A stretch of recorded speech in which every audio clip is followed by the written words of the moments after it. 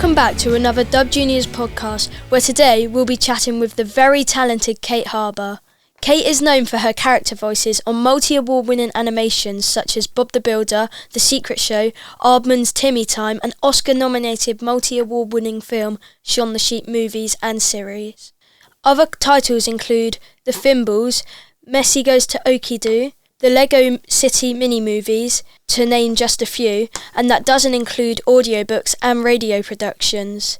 Kate is also the English dub for many animated series on Netflix, including Super Monsters as Esme, Chip and Potato, Little Mumma, Hello Ninja, and my personal favourite as my very own character's mum, Mumma Carson in Go Go Cory Carson.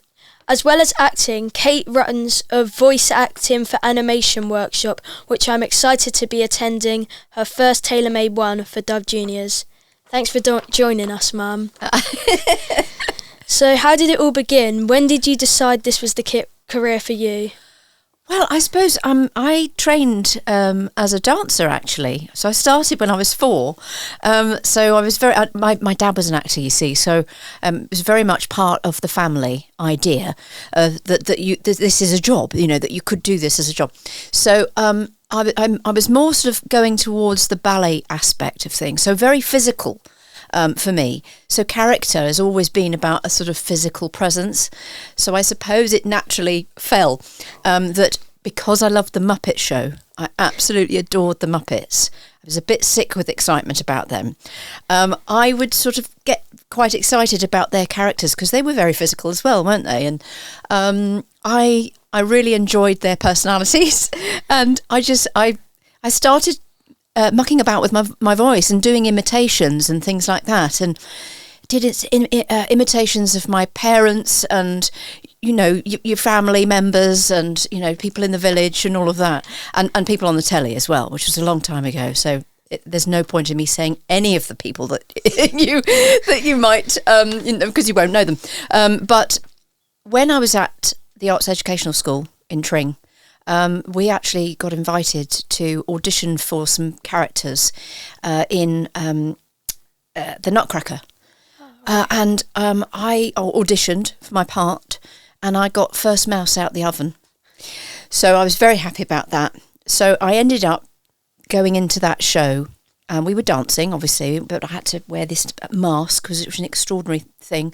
And it had this big bridge in its nose, like this. And I thought, that's a bit scary, because I got the part. I was very excited. At my first go, I had to run in and jump over these 2 soldiers who were sort of on all fours. You have to and approach it and run. And I couldn't see because this thing was like this.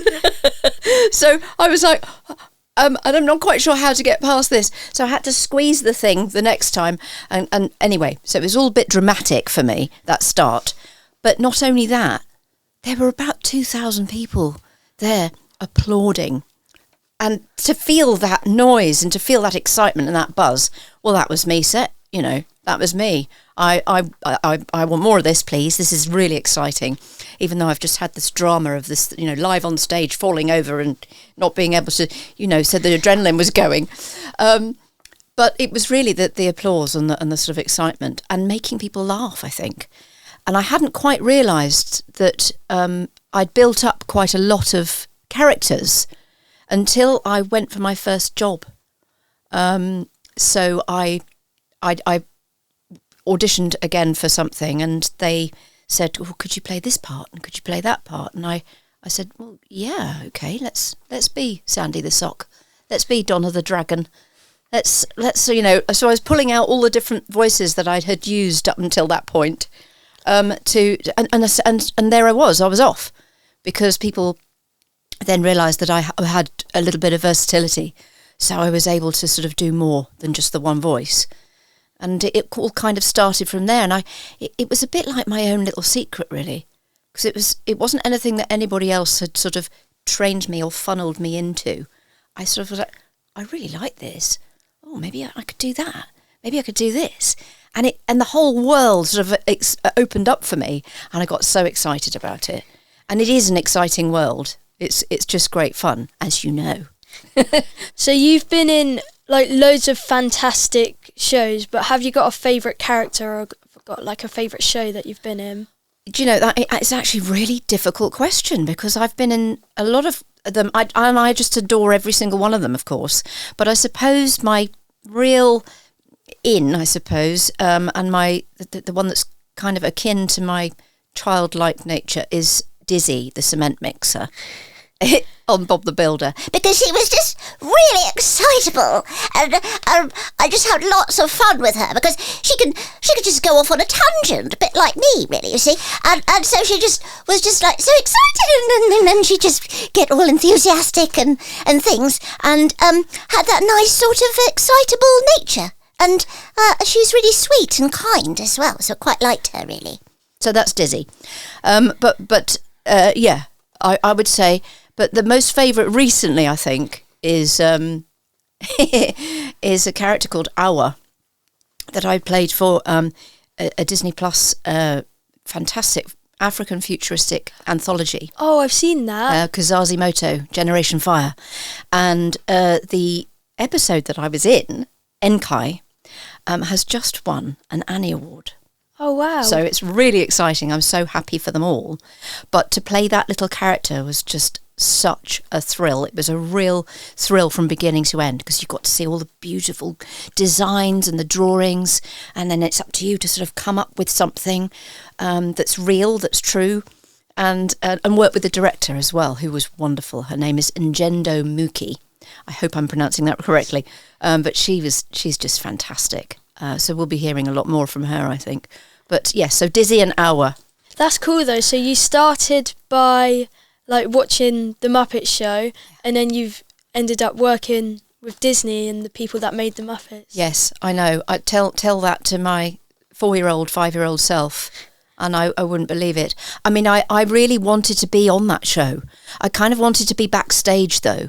I wanted to be there with Scooter, you know, and them all getting ready, and either as the guest star, you know, as the dancer or whatever, or just one of the crew, you know. I really felt like it was a real place. Yeah. It was just so vivid. When I was younger, I watched like all of Bob the Builder, and of course I've watched every episode of Cory Carson more than once.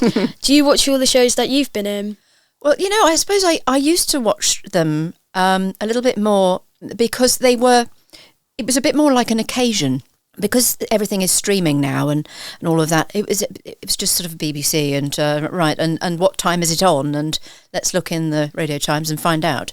And so I used to watch a lot of Bob the Builder then, and what was the other thing? Okie Doke. It's actually another series that I did. One of my first series, actually, that I was lots of animals again. So yes, I used to watch those, but I latterly, you know, as you get busy and, you know, things are streaming and it's all over here and there and everywhere, I don't watch it as much, but I have certainly watched a bit of Cory Carson. And of course, because we didn't record together, it was just really lovely to hear what you had given, and which was wonderful. And I loved the character Chrissy as well. And yeah, but I loved what you did. I really did. It was really sweet, and such a privilege for me, you know. So I'm really excited to attend your Acting for Animations workshop. But what made you want to start doing it? Well, I just thought I was asked actually to do it for Birmingham Conservatoire, and I thought, oh, it's a bit scary. Really, me? You know, usual imposter thing. And then I thought about it and I went, well, hang on a minute, Kate, you have been doing this for about 30 years.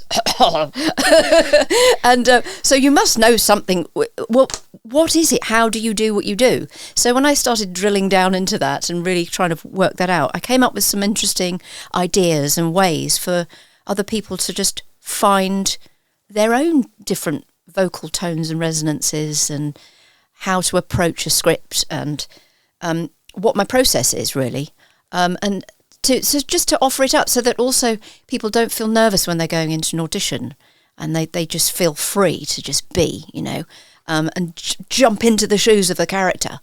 You know, how do you do that? How do you take the character for a walk, for instance? How does it run? How does it breathe? How does it feel?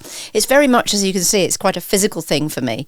And so I think that's what I try to impart is the joy of that, so that so that other people can have this fantastic career that I've had, and tell stories. It's about telling stories and enabling those characters to live out their truth and in a joyful way, you know, all whilst having fun and hopefully being paid. So, with auditions, have you got any like top tips you could give when auditioning for voice roles? Really immerse yourself in all the material that you're given, I would say. So if you're given the pictures, that's a dream, isn't it? When you're given the actual illustrations. For me, I'm a visual learner, so that really helps me. But some people do it in another way. They just read it and they can absorb it. We all process things differently, don't we? We've all as well got different voice boxes and different life experience and different perspectives. So that's the wonderful freedom, actually, because that's your gift. Everybody has the ability to bring something new. So it's about totally forgetting about yourself, not being self-conscious, reading and absorbing everything.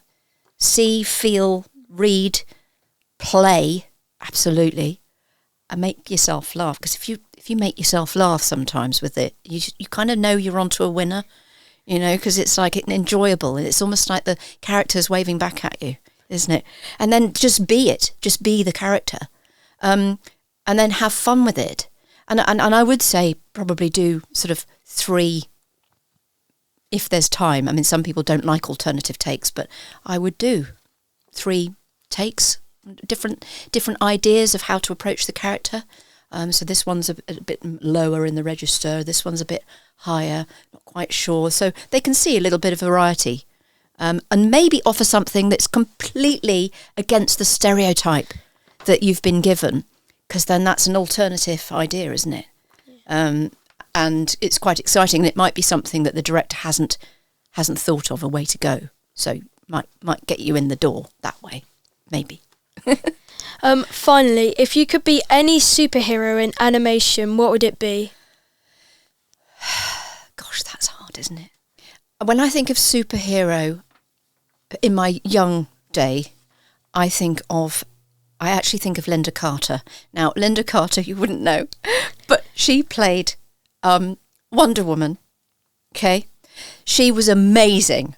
And all she had to do was just twizzle around, and then there she was in her outfit, and she was ready to go. And she'd got these, I mean, amazing. Because I know that Wonder Woman has been redone, obviously, and it was fab and all of that. But that for me was the original proper comic, you know.